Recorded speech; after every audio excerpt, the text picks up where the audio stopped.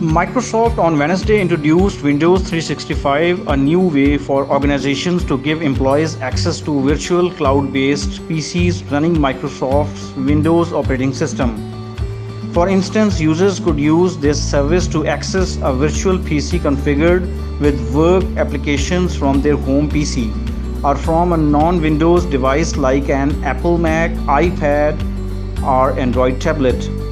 Windows 365 comes as the market for access to enterprise applications on any device is expanding, with some employees still out of their offices because of the COVID pandemic.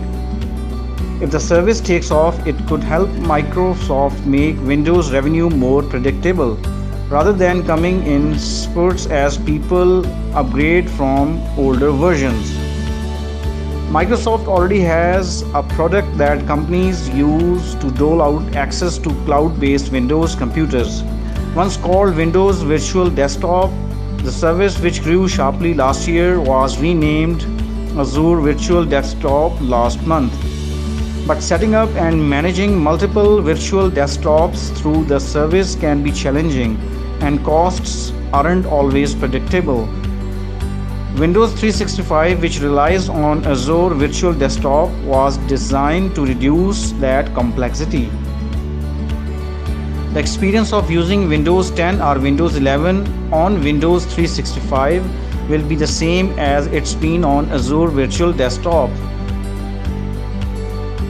The company wants to work towards enhancing Windows 365 with offline access so that if people lose connections to their PCs in the cloud, when the connections are re-established, any changes will sync back to the cloud.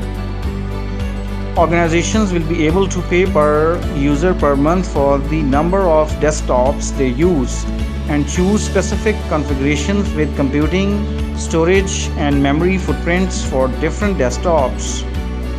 Administrations can receive recommendations and then upgrade desktops with a click, according to a blog post. Microsoft will reveal Windows 365 pricing on August 2, when the service becomes generally available.